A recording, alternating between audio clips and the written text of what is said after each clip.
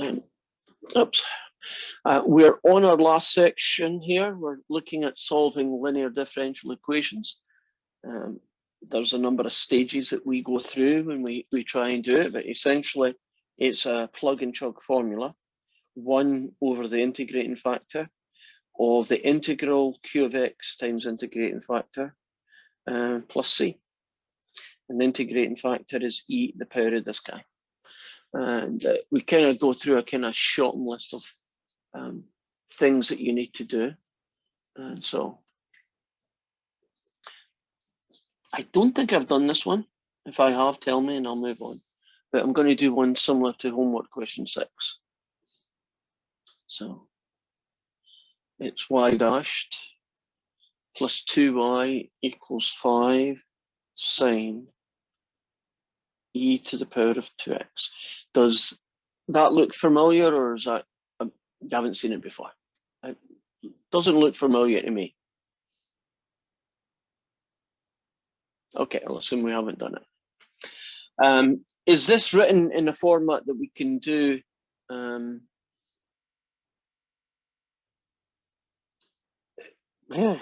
linear differential equations? Is it got the right shape? I forgot the name for a minute. Derivative on its own, something with the y's equals this guy. Right.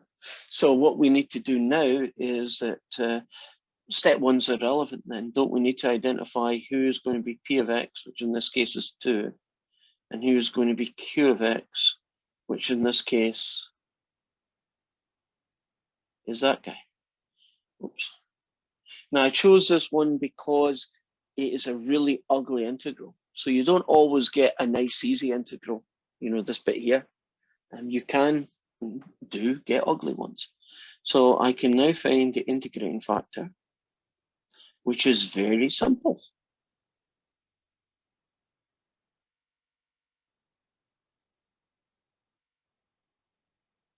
Great. Couldn't get much simpler than that, right? Integrating a number. So we can now do the solution, and the solution is this fella. So up to this point in time, nothing really particularly weird has happened. I didn't need to fix it. The p and the q were pretty straightforward who they were. The integrating factor was pretty easy to do. So you might think, what could have gone wrong? Well, this is what's gone wrong.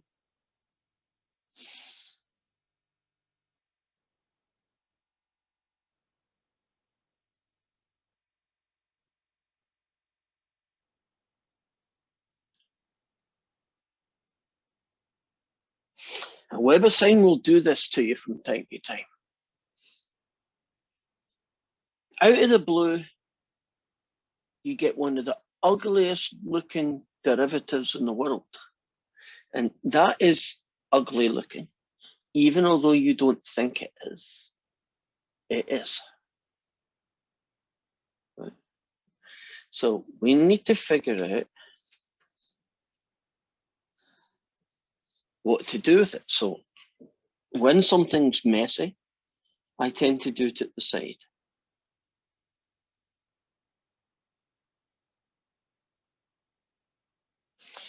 What do you think my strategy for solving this integral is going to be? Because it's not a standard integral that I could just write down the answer to. Integration by parts, maybe? Maybe. And if it wasn't, what would the u sub be? 2x. You might have said all of it, but I only caught 2x.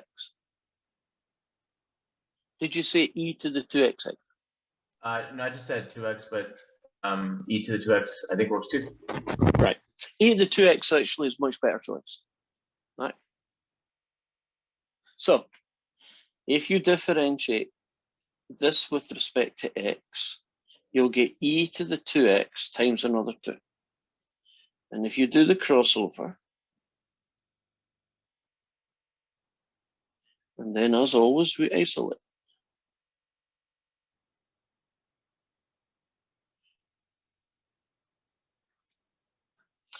So now we have 5 e to the 2x, the sine of u, 1 over 2e to the 2x du. Now, did you notice I only turned this guy into u and I left these guys alone? And that's hopefully so you can see a cancel. You see a nice cancel there? So what we are left with is this guy, which can be integrated to give us this guy, who can then be turned back into the x's. So what we have now is this fella, this integral, which we've found,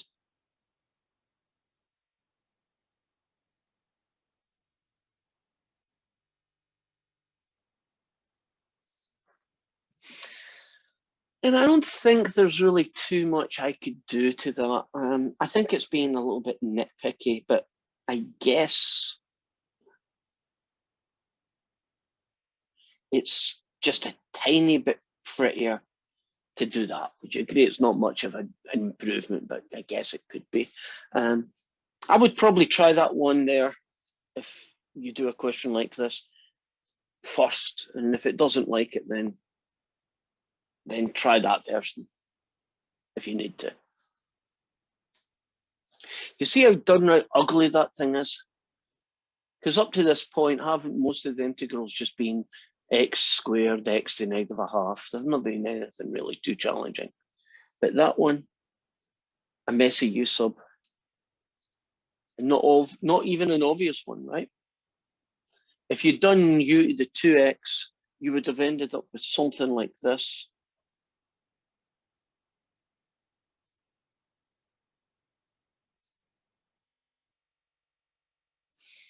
And do you see that you haven't really solved the problem of what the integral is? So this is what you would have got if you had just done the 2x u sub. So you needed to do a little bit more. Oops. Any questions about that one, or we cool? You good? Okay. See where we go next. I'm not going to do this question. I just want to show you it because it just came into my view.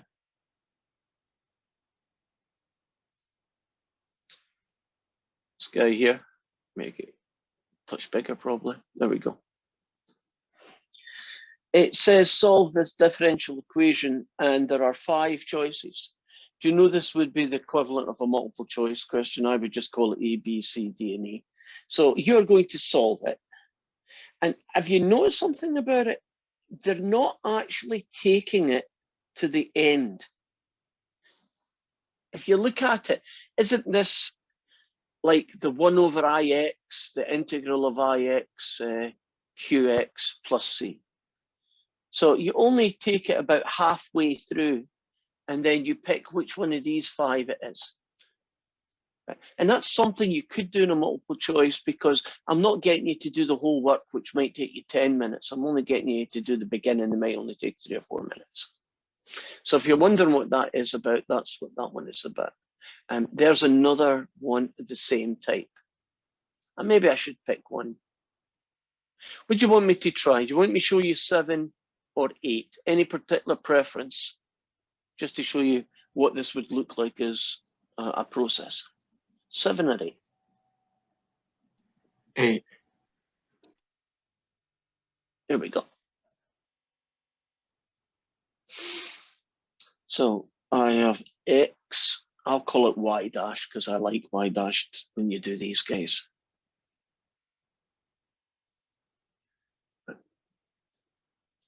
So let's show you how you would approach this question. You would start the way you would do everything, right? You try and solve it. You just stop at the middle, right? That's the trick. Stop before you find this bit, right? Stop when you've got an integral here. right? With things filled in. Right, this question here, is this guy ready to go or do we have to fix it? Is this a linear differential equation in the format that it needs to be, or do I need to fix it? You need to get all the x's on the right side. Well, yeah, get rid of them, divide. So I've got this guy, I've got this guy, divide this and you lose one of your powers and you got that. Are we comfortable about dividing everybody by x? And now we've got the correct format. That would be essentially my step one. So P of x is this fella, and Q of x is this fella. Okay. Integrating factor now. E to the integral px. E to the integral of that guy.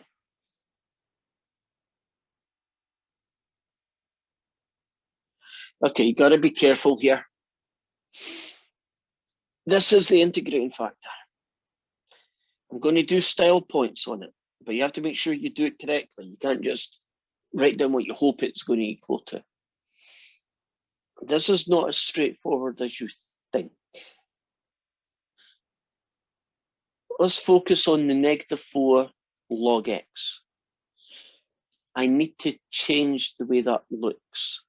I can't just say, oh, the e and the log cancel out, so the answer is -4x, because it's not -4x. If you thought that, you're not correct. That -4 has to somehow be fixed.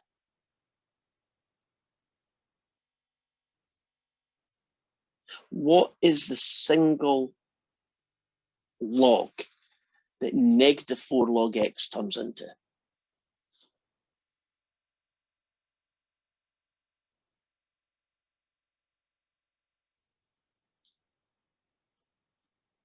X to the -4. Agreed.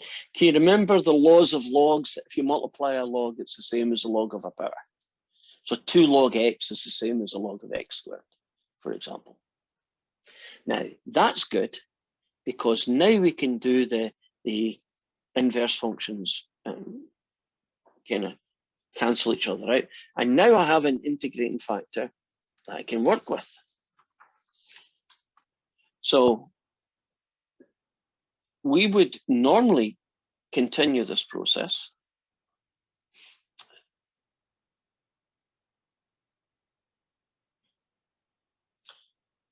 And here I'm going to have 1 over x to the -4.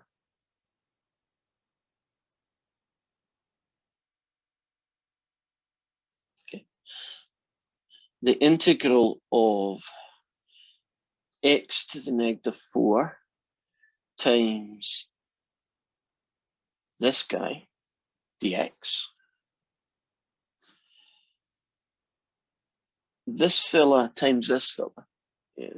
Essentially, the x and the x to the -4 gives you x to the -1.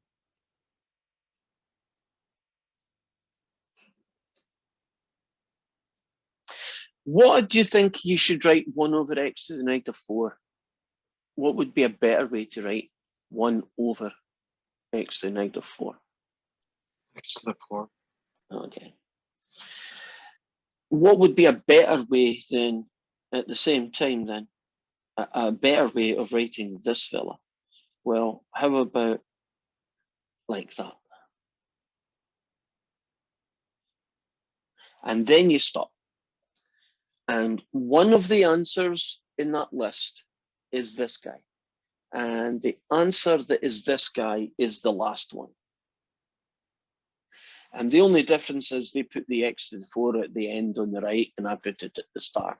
But that's the only difference. So let me show you that. Maybe you need to see it rather than just trust me on it. The guy that we just did is that guy. Can you see the 8e to the x over x dx bit? There's a plus c, and the whole thing, x to the 4. And the answer is a matter of just picking that guy. Any questions about that? We go. equal is good. So move on.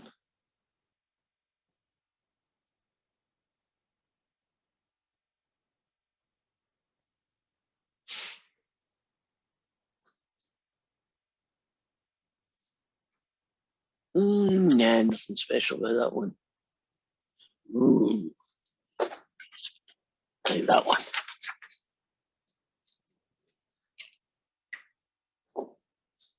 This is like 10.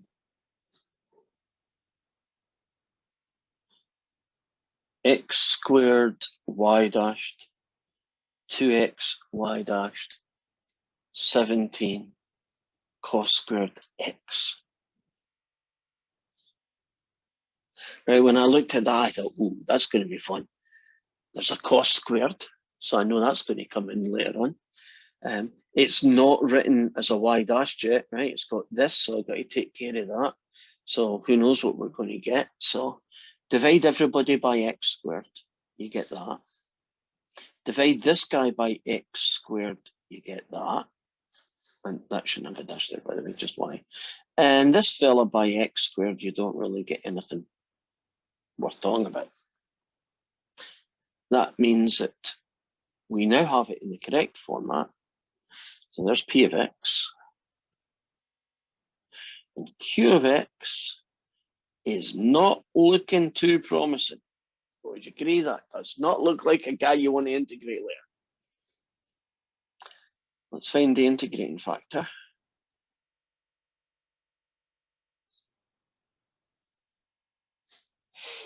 Well, that's just e to the integral of 2 over x dx. That's e to 2 natural log of x's.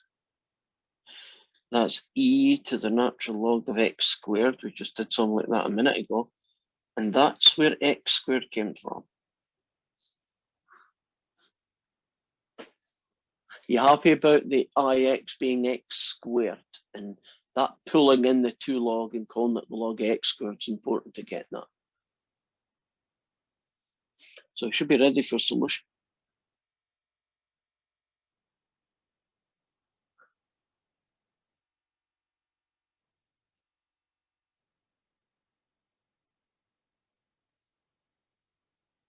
One over x squared. Okay. The integral of x squared, 17 over x squared, cosine squared, I'd say.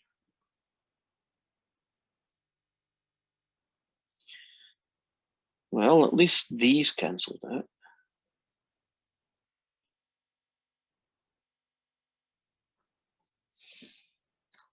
Okay, we got another really ugly integral.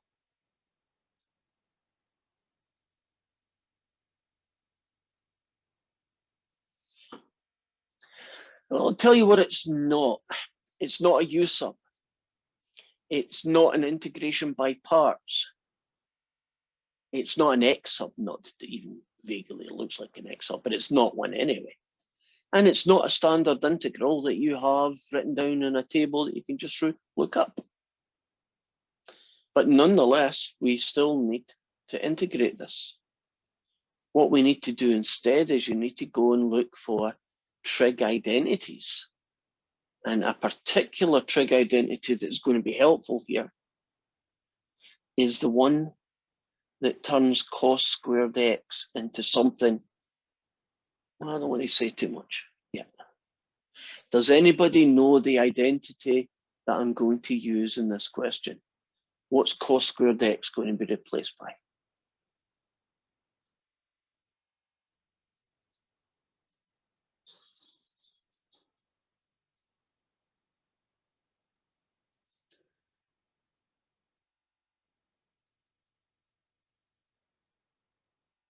Nothing coming?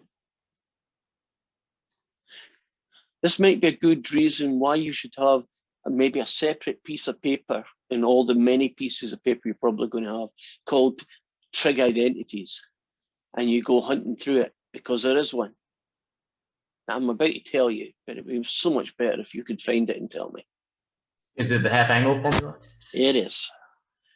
And it's a half 1 plus the cosine of 2x.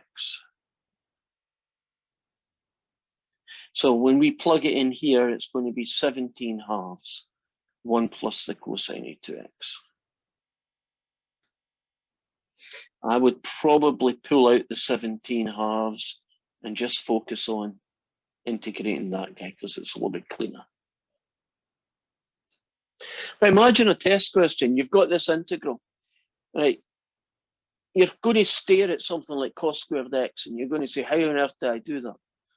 Well, it might be a u sub. In this case, it wasn't, but I guess that could be the case. And that's not too bad because you just pick the right u sub and it turns into something easy anyway. But if it's not a u sub, if it's a trig identity, don't you have to have at least the idea, oh, I know it's a trig identity, I just have to go and figure out which one it is. Well, there are only two versions of cos squared. The one that we used and the other one looks like this. Can you see that this one isn't much help? Because it just turns a question into sine squareds, and I don't know what the integral of sine squared is either, right? So it's not any help.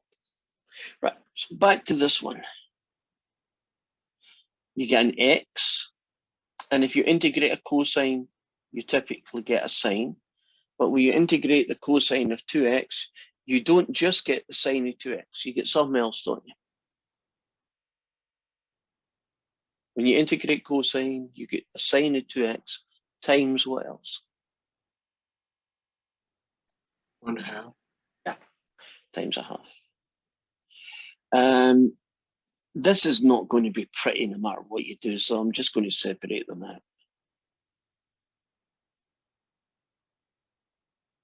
Which means I can now feed that information in here. So it's 1 over x squared, 17 over 2x plus 17 quarters over the sine of 2x, add c. And I don't think there's really that much you can do style points to that. I guess you could call that x to the -2. I don't think that helps much. I guess I could multiply it through, but I think that's probably even uglier than it is right now. So that's the one I would try on WebAssign first before you try to do anything extra. If it takes that one, say great and move on. Any questions about that one? Right, I'm going to put you in the spot here.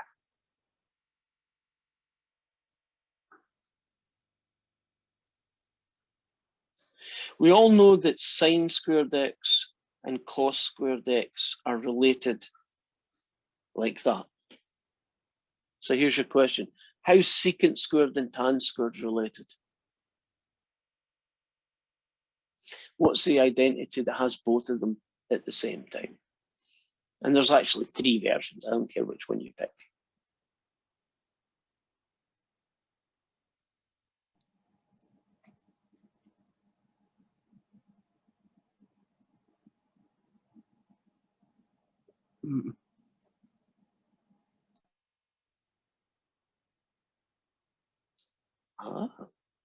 I think we've discovered a place where we need to do practice. I think one of them is tan squared equals secant squared minus 1. And it is. Now, the only time you might need to know that identity would be in a substitution question where you had tan cubes and secant cubes, you know, that kind of one. And there's going to be a secant squared left over or a tan squared left over. This is when that identity gets used. So it's not a kind of thing you've done 20 questions of, I understand that. You know, you might have only done 2 or 3 questions, and that was 5 weeks ago, and a lot has happened in 5 weeks. I am not an advocate of the description of your brain as being a bag and you put stuff in it. And if you put too much in it, something gets popped out at the other side. So your brain is only capable of holding 100 pieces of information or 100,000, whatever it is. And so that if you learn new stuff, that you have to forget old stuff to make room for it, right? That doesn't work. I like the idea that your brain is like a balloon.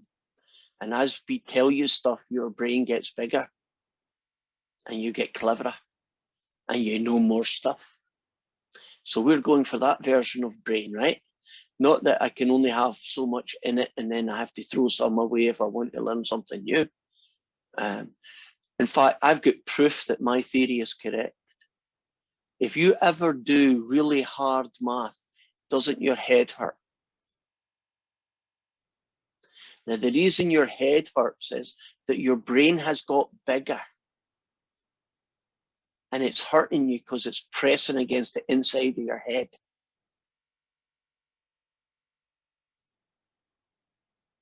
Some of you believe that, don't you? Well, I said it was such a serious face as well. But there is... I liked it.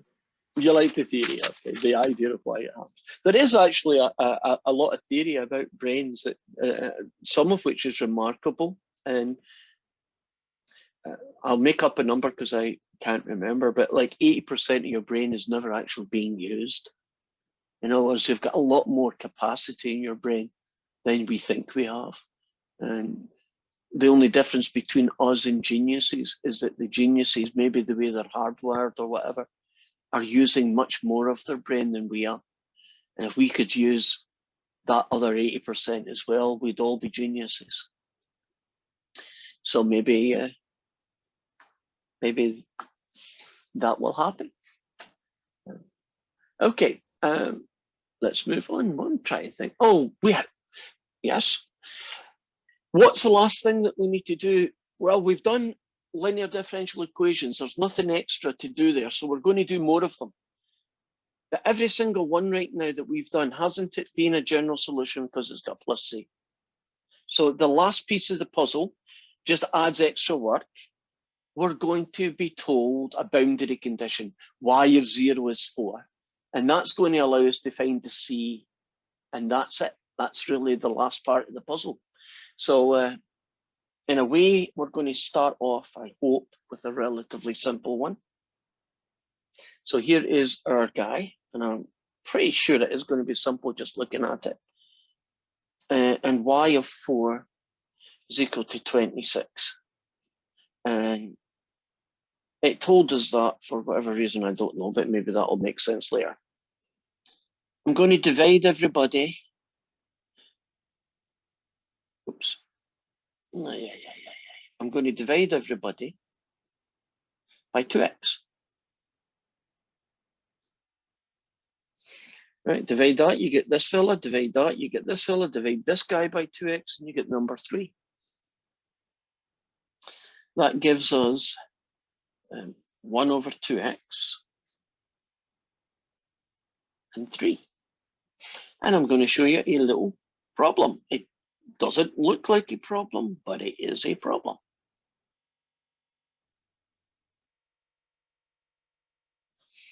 And that is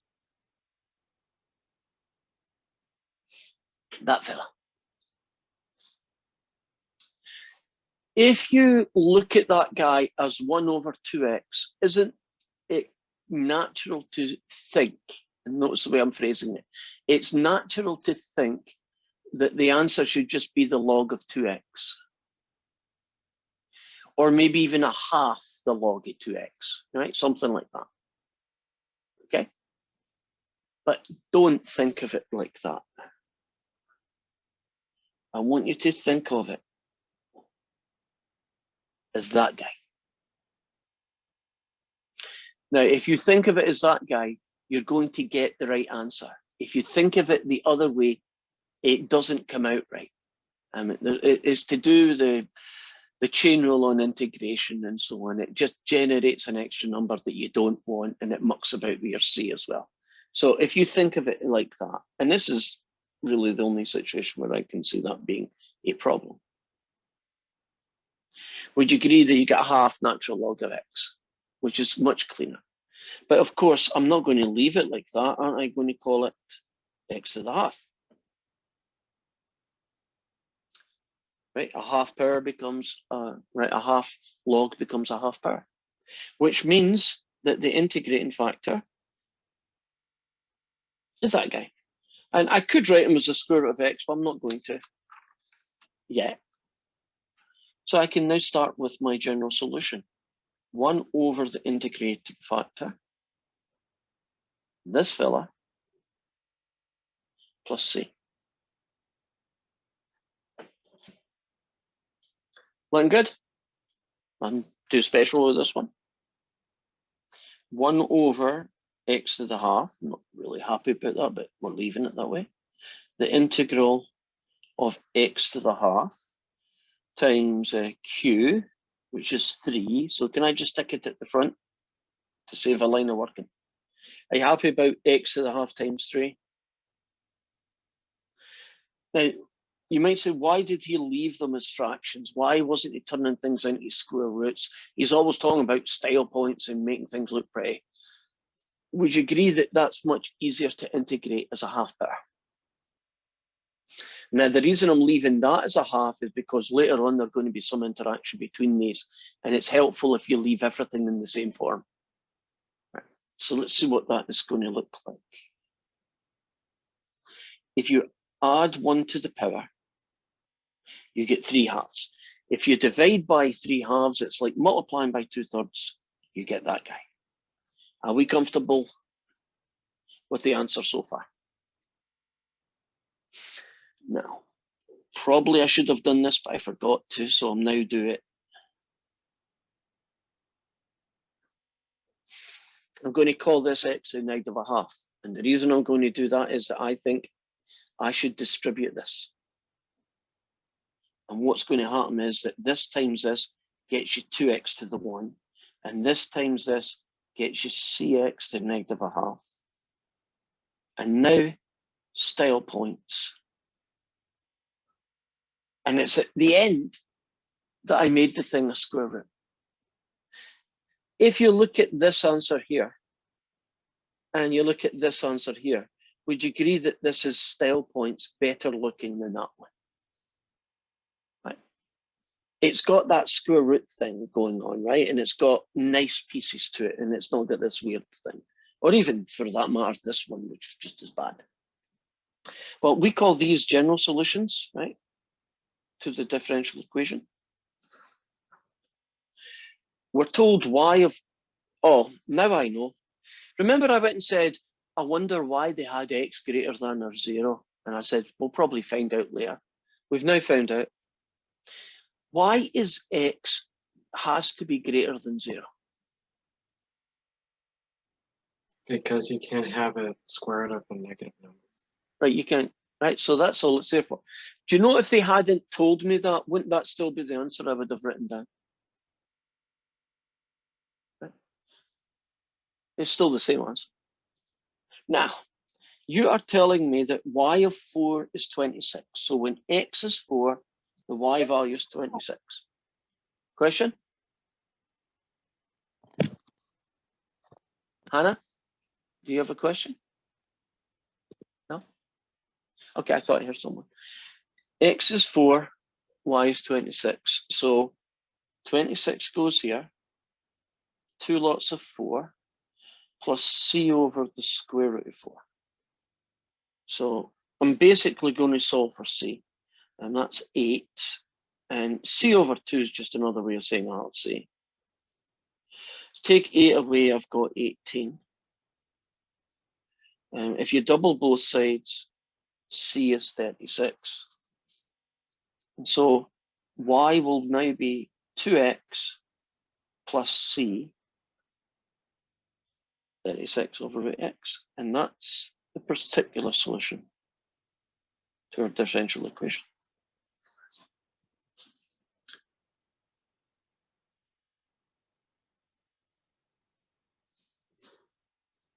You see, isn't it pretty much what we did today with one extra step? And the extra step is find c. Right? Same solution method, right? Same linear differential equation. We just have find a c.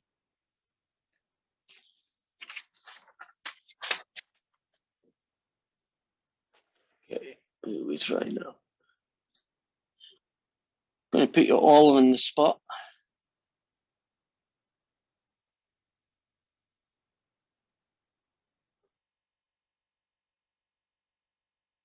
right? That is a version of question 12. I'm just going to start it for you, but not much.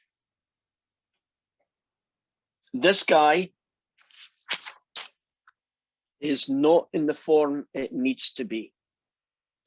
Would you agree that that y should be over next to this fella? So if you subtract y from both sides, you now have what you need. You have got 3 minutes to solve that differential equation. Go for it. I'll be back in probably 1 minute.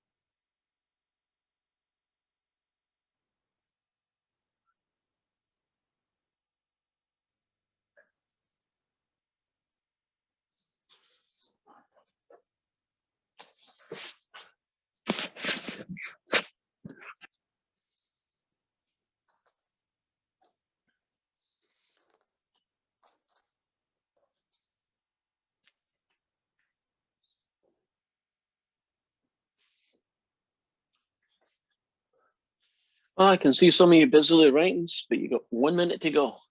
No pressure.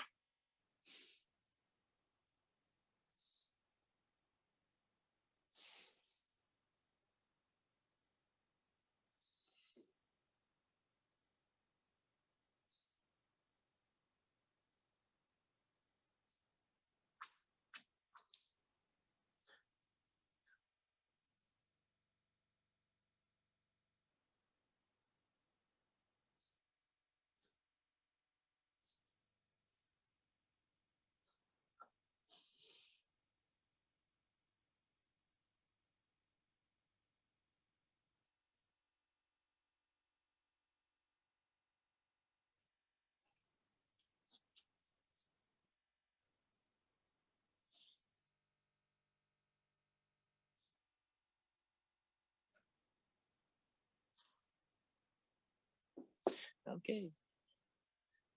In this question, then, P of x is just a number, and Q of x isn't much better, it's just x. So that looks pretty safe, nothing too dangerous yet. The integrating factor is, again, nothing particularly weird.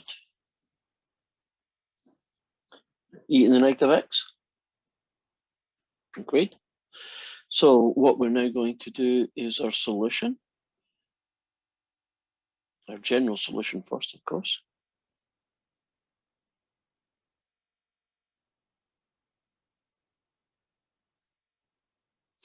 So it's 1 over this guy. Now things start getting a little bit messy. 1 over that guy there can be e to the x. That was an easy fix. What's not an easy fix is that we've been left with a really ugly integral. Okay, so you should have got, hopefully you're already by that point, but you should have got to that point. And maybe that's where you kind of got stuck, but that is doable. What technique do you use to integrate this ugly guy?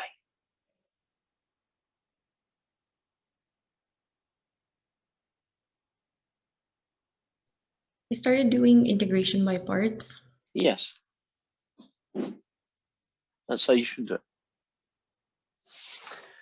Now, a different world, a different question. Can you imagine a different question where that was the guy? Now, I've only done one minor change. I've made that x squared instead of x. That would not be an integration by parts. Wouldn't that be a U sub? And you see that it doesn't take much for one technique to be different, right, compared to the other. Now, in this world, f big G, take away the integral of f dashed big G. So what we're going to get, we're going to have x. If you integrate e to the negative x, you get e to the negative x with another negative. You differentiate it, and then you get the integral of e to the negative x, which is this guy. So I have this fella. 2 negatives give me a plus. So I'm now looking at that fella. And now I have this fella with another one of those guys. So hopefully you got this as your answer to that bit, which is what plops in here. So far, so good. So you got to there, you got the general solution. If this question was worth 20 points, which it could be, if it was worth 20 points, you probably got 15 right now. So the last 5 points are to use this guy to find C. And the reason why that's typically not worth as many points is this is really numerical in solving an equation, which is, although it can be difficult, isn't as difficult as the process we've just done. So if you tell me that x is 0 and y is 6, 6 goes here, e to the 0, negative x e to the 0, well, technically negative 0, minus e to the negative 0 plus c. That's 1. Oops, that's 0. That's 1, so it's negative 1 plus c. So we end up with, well, I make c equals 7. Does that look good? Was c equals 7? I got a nod, so I'm going with that. And right now, the answer looks something like this. Oops.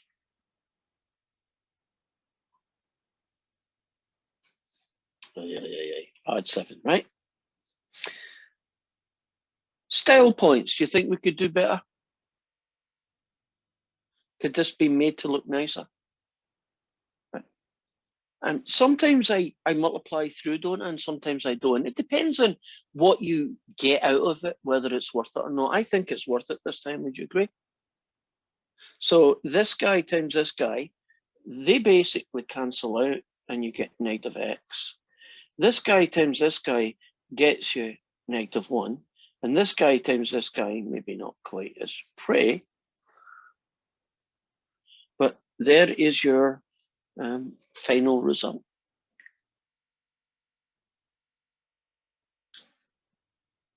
Things looking good. Hopefully you got the answer that I got, or at least something equivalent to the answer.